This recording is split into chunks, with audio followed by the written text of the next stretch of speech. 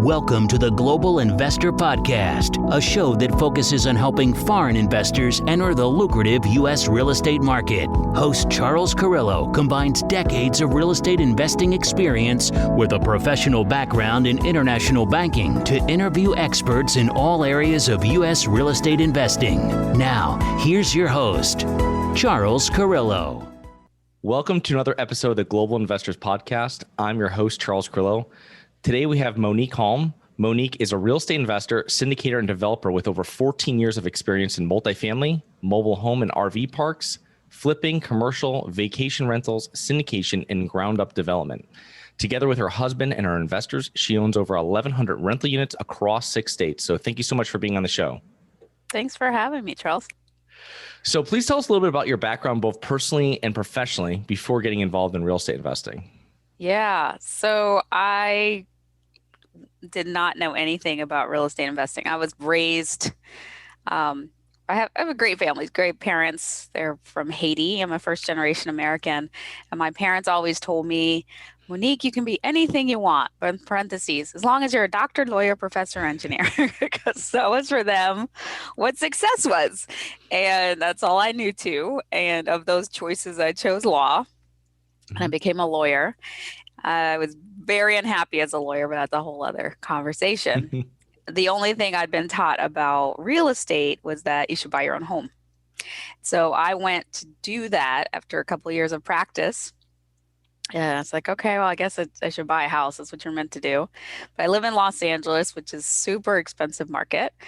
And even though I had a fairly decent, low 6-figure income, I couldn't afford a house by myself because a starter house in LA is in a semi-decent neighborhood. We're looking upwards of $600,000, $700,000. And this was back in 2005. Now it's more. So I was a friend of mine suggested we buy a duplex together. The original idea was that he'd live on one side, I'd live on the other side. Then we ended up finding, though, instead this property that had, instead of 2 eagle sides, it was this old Craftsman. I had a larger downstairs unit, a 2-bedroom upstairs, a converted garage in the back. That was a third unit. And so we each took a bedroom in the bottom unit, in the larger unit, and then rented out the upstairs, rented out the back house, and or even rented out our basement. And we started house hacking before I knew that was a thing. I was just like, oh, that's so cool. These people are paying our mortgage. It's amazing. And then when I met my husband, he had a duplex. So we got a single family rental together. Never really thinking of it as a way to replace my income or even to get out of law, which I hated. I wasn't thinking that far ahead.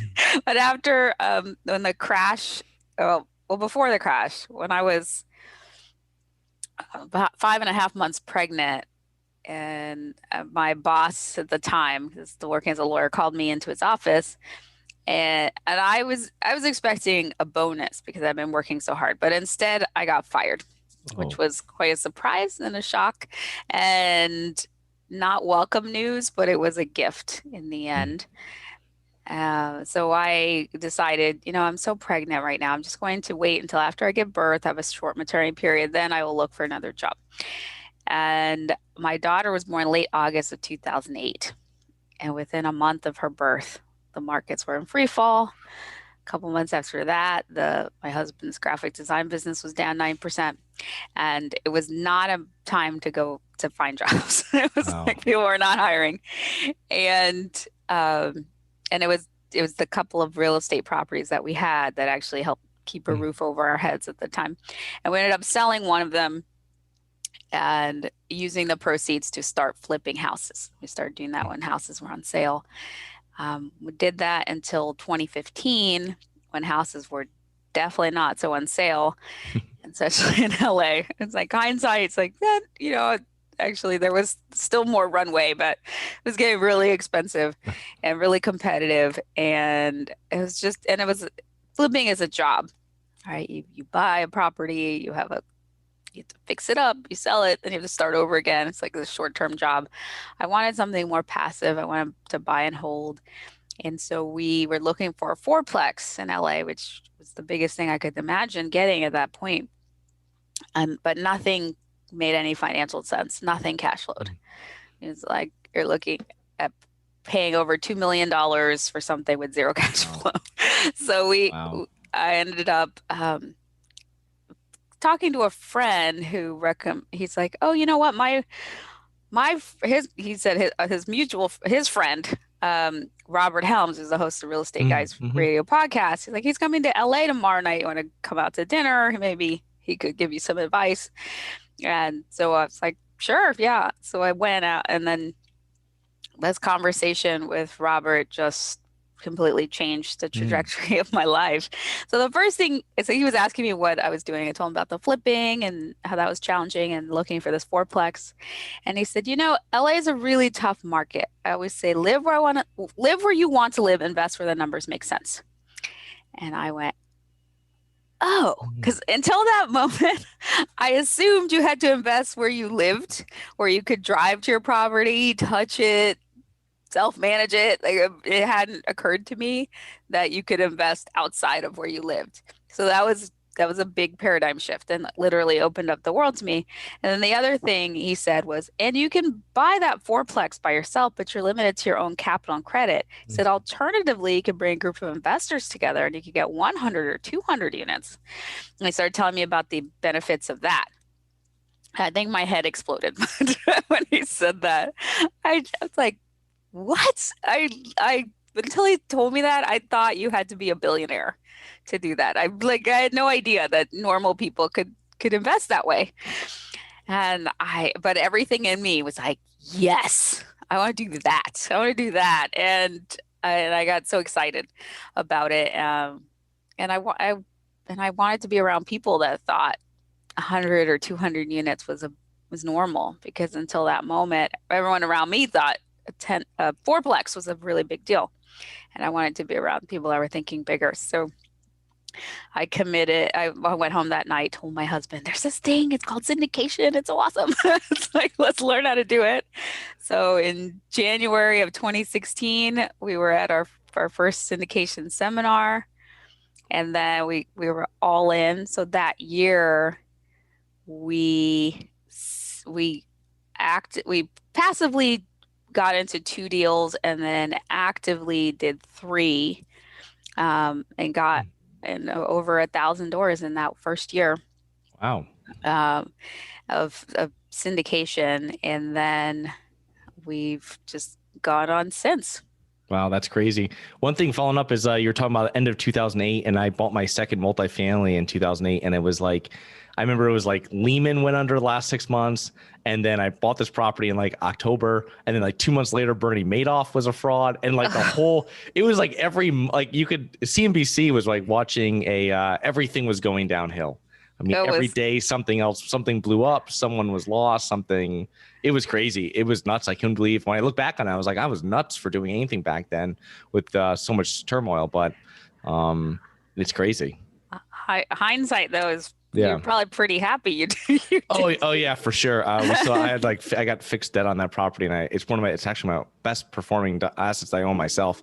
But that being put aside, so that's awesome. With the Robert Helms, that was cool, because a few years ago, or several years ago, I got an email from him, and that was one, because I was like, how am I going to build this real estate thing, what I'm doing? And that actually, for that email from him I was getting, it was talking about syndication. And I was like going back and forth. I'm like, I don't want to do it. I don't want to do it. I like doing my own things and answering to myself. And that's crazy that Robert Helms, he's fantastic. If you haven't heard him, he's on the Real Estate Guys. Is that what it is? Radio show? That's his thing? Real Estate Guys Radio. Yeah. It's fantastic. And he has all these he's investing in everything now. Every time I hear from him, he's investing in something different in a different country. So yeah, he's a resort in Belize. Yeah, that he developed. Yeah. Nice. So what's your company's current acquisition and criteria and strategy? Yeah. So right now, we're more on the money side, and which is I like, because it allows me as well partner with people to get into different deals, which is why we can have such a diversity of assets, because we have multifamily, we have a portfolio of single family, we have mobile home park, RV park, and we have industrial. My focus, though, probably since 2019, the beginning of 2019, has been more on the industrial side. So what had happened was a couple of those. I told you we got 3 deals in 2016 that we syndicated, that we were on the GP side, and one was a mobile home park, and 2 were these apartment buildings in Albuquerque, New Mexico. Which they were rough properties. so definitely C class, C minus, maybe D plus, one of them. So they were tough. It's hard to.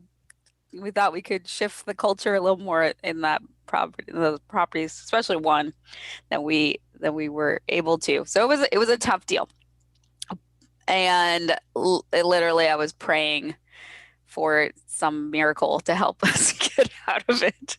And a miracle happened, because some 1031 exchange buyer wanted to buy them, and he bought them at a 4 cap. Oh, wow. 4 cap. Really wanted them. Good. I pray every day that he does well with them, because gosh, he saved us. But so and our investors did well, whatever. It was good to get out of it the way that we did, but it was great as a seller. Scared the poo-poo out of me as a buyer. I was like, I don't want to compete against that. That's insane. And so I thought, okay, obviously I still love multifamily. I think there's always going to be a need for that, especially like B class, C class. Although we've moved more on the B class side. It's not quite as challenging in a lot of ways, but I was just seeing multifamily feeling a lot like a seller's market, and I don't like being a buyer in a seller's market. So we started looking around for different asset classes. I landed in industrial, which was an asset class that definitely does not have the herds going after it. It's not as much interest, but it's an asset class that has a high demand. So over this past year, even through COVID, through the pandemic, industrial performed the best, and there's just been a growing demand for it. Even as retail is hurting and online retailers do better, they need place for they need to store their stuff, and they need distribution centers, and they need data centers, and so there's all of this. There's still and then there is manufacturing in this country, and food processing, and the companies that run our world, our country in these industrial spaces. There's that need for that type of real estate. So tell us. Sorry. Oh, can you just tell us a couple more about the tenants that use that? I'm sorry to cut you off. Other than you went to food processing, these other ones, I don't think people really understand. They think just like manufacturing, I guess, when you just throw out industrial, even though there's like cold storage, there's data, there's all these different things, and how e-commerce has really accelerated the want and the need for industrial. Yeah. So I'll share about we have a 6 office industrial park portfolio in Houston.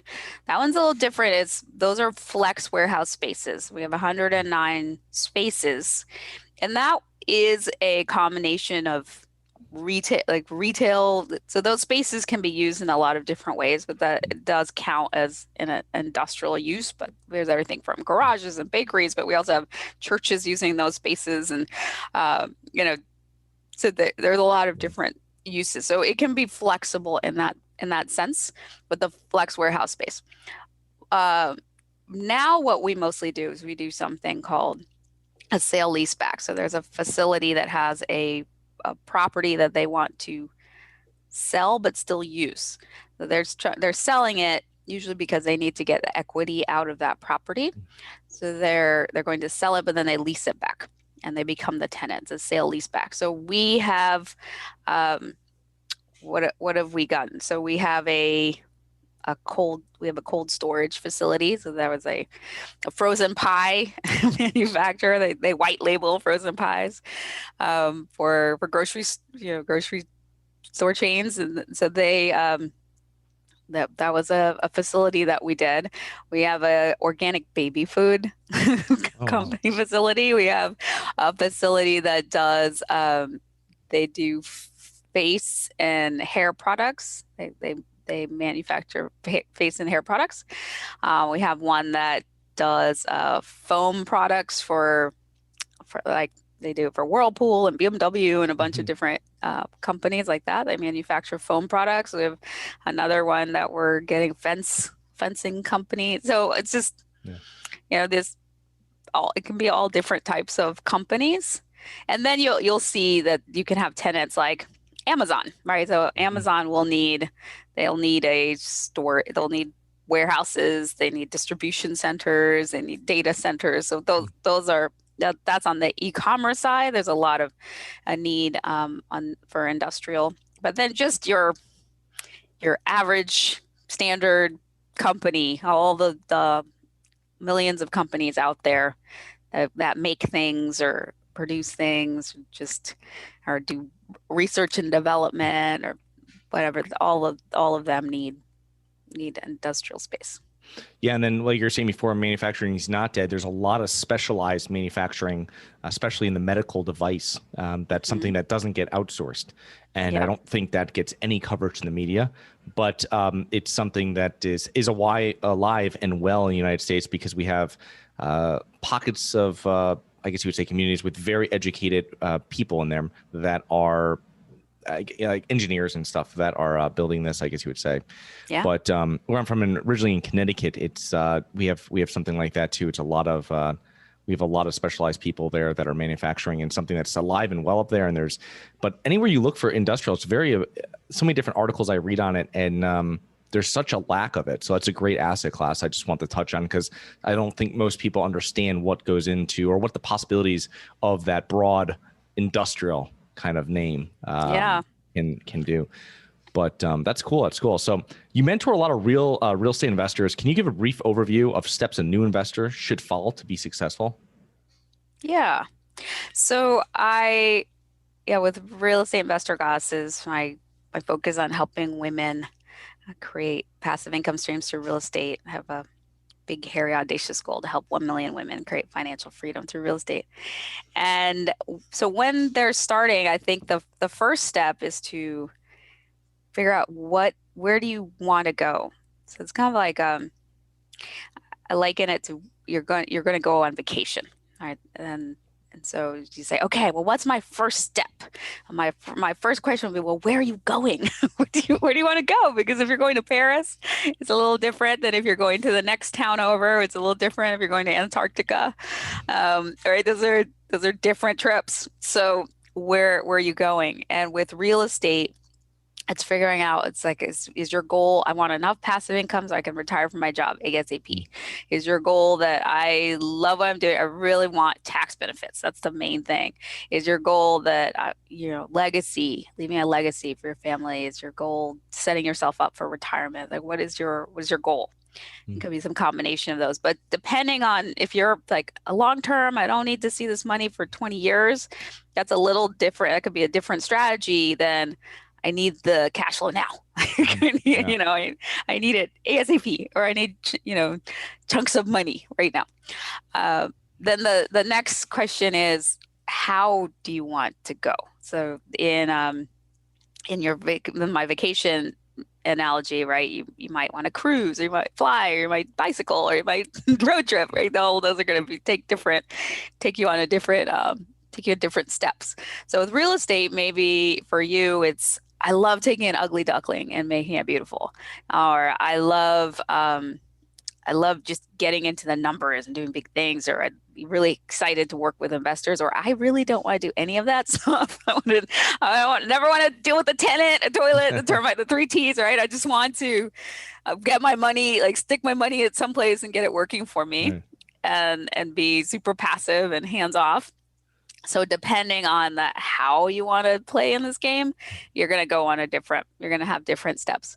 And then you want to figure out your resources. So what resources do you have available to you right now that you can tap into that will get you where you want to go? So, resources are money. How much money do you have available? And sources, right? What time? The real estate takes time. Relationships. Real estate's a relationship business.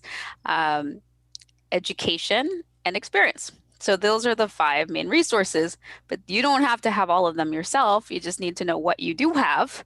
So then you can find other people that have what you might be lacking to get you from where you are to where you want to be, so you can close that gap. And then the last thing you're going to put in is creativity and resourcefulness, because that's going to be required to take you from where you are to that end goal in the way you want to play on this journey. So that's how I recommend that people start. And so getting that clarity and then getting education is the first step, because I think that with real estate, because it's probably the most expensive thing that people are going to invest in their lives, mistakes can be very costly. And it definitely helps when you have an education in the front end to avoid those mistakes. I think you're going to get an education either way. You either get it in the front end where it's less painful, or you're going to get it in the end through these tough lessons, right? So either way, you're going to learn. But I like learning That's awesome. from other people's mistakes more than doing my own. So that's the best way of doing it. Yeah. Shorten that learning curve. So what is the wealth orchard you talk about? Yeah. So what I love about real estate is, so you can plant a real estate tree, right? Plant a seed for a real estate, and then it's giving you money that you can then take to replant into another one. Especially, either you're just through your monthly cash flow or doing these cash out refinances, which are I love. They're non-tax, not a taxable event, and you can take that money and in essence almost recycle it. But for me, I look at it as like the seeds of the real estate tree you planted, giving you fruit. You take that fruit, replant it into another one. That's how eventually you get to your orchard. Interesting. Very interesting. So you wrote a book, and in that book, you talk about the 4 myths of real estate, which I think are pretty common with people before getting involved with real estate. They're a little scared of it. Can you explain what they are? Sure. So I'm trying to think, because I talk about so many myths as I teach. I'm always like busting myths with all the different areas. But I think one of the main myths that people get, one of them is this, monopoly. I call it like the monopoly game myth. So one is that you have to start with a little greenhouse, then another little greenhouse, and another little green. Once you have another little greenhouse, then you can get to a red hotel, and that's how you have to do real estate investing. And it doesn't have to be that way at all. There's so many different paths, and I had a mentor that started with a 32 unit like building. That was his first investment. So you can start with the red hotel, or you can be like the bank and own a note on something on something else. And there are a lot of different ways to play. So you don't have to just do the little house. Or even further myth is so many people think they have to first buy their own home they live in before they can start investing in real estate. And you don't have to do that. So that's one of the main myths. Like he was like, okay, well, first I'll buy my house and then I can buy another little house, so. You don't have to do it that way. Another myth that people have is that they think it's going to cost an enormous amount of money to get into real estate. And it's almost like whatever amount of money they have, I find they always think they need more before they can do it. A lot of people have this belief it's going to cost them tens of thousands or hundreds of thousands or millions of dollars, something to get into the game. And there are a lot of different strategies for investing many of which, they require some creativity and some time usually, but you can get in with little to no money, Yeah. and there are ways you can do it. So that's a myth that keeps people from even starting, even looking into the game. Similarly, with all the other resources like time, they'll think it takes a lot of time. I'm gonna have to go to all these open houses, or I'm gonna have to have calls by 3 a.m. from a tenant about a toilet. So there's there are a lot of different ways of playing, some of which take very little time. After you've vetted a deal, you put your money in, you wait for it to come back with friends. So that's a myth that people have. And and the last one is that a myth that you have to be a landlord. You're the one doing all the landlording and the property management in order to be an investor. And again, you don't have to do it in that way. You don't have to be the landlord. You don't have to get any calls about any toilets. And even if you do, though, I don't manage any more of my properties. I just have one here in Los Angeles that I still manage. I think in that first duplex that I got, I think since 2005, I've gotten one call at like 1 a.m. And I've never else gotten a late night call, and I've only had to deal with toilets like once. So anyway, so there you go. I think my most inconvenient call was like 11 p.m. or 10:30 p.m. on Christmas Eve, about a clock. That's very inconvenient. That's inconvenient. I was younger. But out of how many years, right? Like I know. I self-managed my properties for 6 years, and so it's not that bad. It's just that it does happen. But I've knock on wood, I'm never gonna call at like 3 a.m. Hey, it's on fire, and yeah. What do we do? Yeah. But so talk us about your goddess program. Yeah, so with the Wealthy Goddess program and Real Estate Investor Goddesses, it's about how do you invest in real estate, but for women, just how do we do this in the feminine way? We women are not just smaller, less hairy men. We're actually like chromosomally different. Our brains are like the connections are different, and those differences, those biological differences, actually do affect how we approach money, how we approach investing, how we approach relationship, how we approach best, how we deal with stress, how we learn, and most of the time, though, in this culture, we're taught how to do those things in a masculine way that are not very supportive for us and end up frying us. And you can get it done, but not in a way that feels super good for us. And so it's a way of like, how do you do this process? How do you find your path? It's the program is not everyone wholesales, or everyone flips a house, or everyone gets a single family. It's not a cookie cutter type program. It's one where we help, because I don't believe real estate investing is one size fits all. Yeah. So I go through this process to get people to have their own plan. And we have goddesses that are just getting an 84 unit self-storage, and other ones that are doing multifamily, some doing notes, some doing land, so they're playing in this game in different ways, but all with the goal to create enough passive income streams that it will equal or exceed their expenses. That's awesome. That's a fantastic program and a fantastic goal that you have. Thank you. So how can our listeners learn more about you, your company, and coaching if they're interested? Yeah, so the best place is probably to go to our website, which is reigoddesses.com. So REI standing for real estate investor, not the sporting goods store. Somebody came to one of my events. She'd been invited by a friend, and that friend was like really sporty and was into it's a kayaking. So she's like, yeah, you want to go to an REI? Comes in with a wetsuit. Yeah, so she's like thinking it was going to be all outdoorsy. So that's awesome. Sure. Then she goes on the website. She's like, wait. It ended up being like really great. She a year later, she got financial freedom. Nice. Yeah, super excited. She got pregnant that year, and then she told me now when I give birth after my maternity leave, I don't have to go back to work because I have enough That's passive fantastic. income that, made me super happy. But so reigoddesses.com is the best place to go to find out about our events and our programs and to get connected with our community, see the podcast and our blog, all the things. Awesome. Well, I will put those links into the show notes, and thank you so much for coming on today. Thanks for having me. It's been fun. Talk to you soon.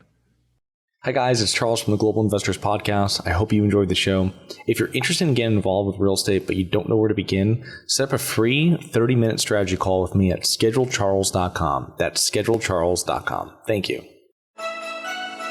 Thank you for listening to the Global Investor Podcast. If you like the show, be sure to subscribe on iTunes or Google Play to get new weekly episodes. For more resources and to receive our newsletter, please visit globalinvestorpodcast.com. And don't forget to join us next week for another episode.